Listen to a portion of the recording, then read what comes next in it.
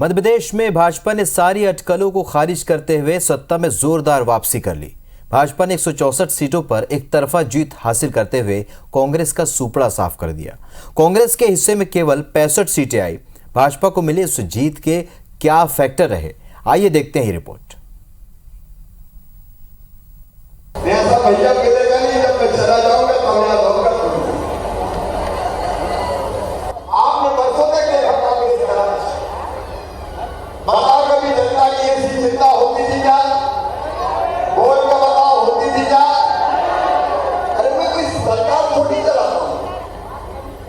मैं परिवार चलाता हूं, परिवार।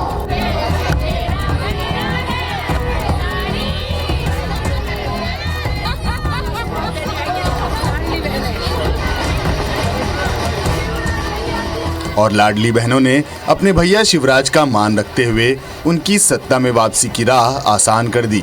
अपने शुरुआती कार्यकाल में लाडली लक्ष्मी योजना के जरिए बनाई गई मामा की छवि में जब इस बार शिवराज सिंह ने लाडली बहना योजना के जरिए भैया का तड़का लगाया तो किसी ने भी नहीं सोचा था कि उनकी ये योजना इतना कमाल कर देगी। चुनाव के पहले तक भाजपा सरकार की विदाई तय मानी जा रही थी, लेकिन मतदान केंद्रों पर लगी महिलाओं की लंबी लंबी लाइनें इस बात का संकेत दे रही थीं कि लाडली बहना योजना अपना काम कर गई है। भाजपा ने भले ये चुनाव शिवराज सिंह चौहान के चेहरे के बिना लड़ा था, लेकिन नतीजे बताते हैं कि महिलाओं ने शिवराज के चेहरे को सामने रखकर ईवीएम का बटन दबाया था। शिवराज ने खुद को सीएम का चेहरा नहीं बनाए जाने के बावजूद 165 तूफानी सभाएं करके परिश्रम की पराकाष्ठा पार कर दी। हालांकि कांग्रेस की इस बारे में उसकी अपनी अलग दलील है।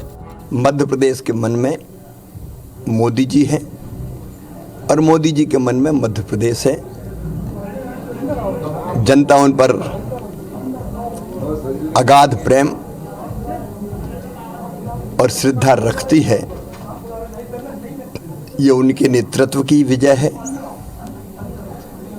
अमित भाई ने जो रणनीति बनाई, ये उसका परिणाम है। नड्डा जी का हमें मार्गदर्शन मिला।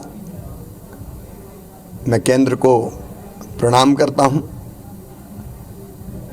फिर हमने पूरे चुनाव को पूरी ताकत से सामूहिक नेतृत्व में लड़ा। मध्य प्रदेश के मतदाताओं का फैसला स्वीकार करते हैं। आज विरोधी दल के नाते और आगे भी जो हमारा कर्तव्य है, हम उस कर्तव्य पर डटे रहेंगे। मैं कहता था, मैं मध्य प्रदेश के मतदाताओं पर विश्वास करता हूँ, आज भी मैं विश्वास करता हूँ और मुझे ये उम्मीद है कि ये विश्वास जो मध्य प्रदेश के मतदाताओं ने भारतीय जनता पार्टी पर रखा है, उनके साथ विश्वासघात नहीं होगा। दरअसल शिवराज सिंह को चेहरा नहीं बनाए जाने के पीछे भाजपा की अपनी मजबूरी थी। भाजपा आलाकमान को 18 साल की एंटी इनकम्बेंसी का डर सता रहा था। यही वजह रही कि भाजपा ने प्रधानमंत्री मोदी को आगे रखकर एमपी में मन में मोदी स्लोगन के साथ चुनाव लड़ा। भाजपा इस चुनाव को हर हाल में जीतना चाहती थी और कोई खतरा मोल नहीं लेना चाहती थी। इसलिए उसने 3 केंद्रीय मंत्रियों नरेंद्र सिंह तोमर, प्रहलाद सिंह पटेल और फग्गन सिंह कुलस्ते समेत 7 सांसदों को चुनाव मैदान में उतार दिया था।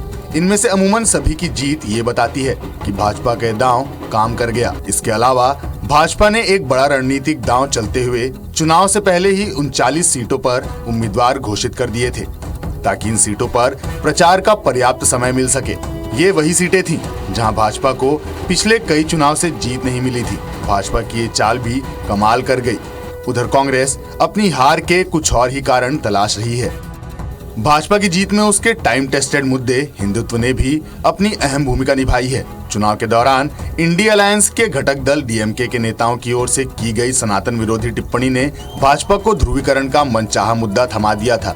वहीं अयोध्या में बन रहे राम मंदिर को भी भाजपा ने चुनाव प्रचार में अपने मन माफिक इस्तेमाल करके अपनी प्रचंड जीत की राह आसान बना दी। Election desk, IBC 24।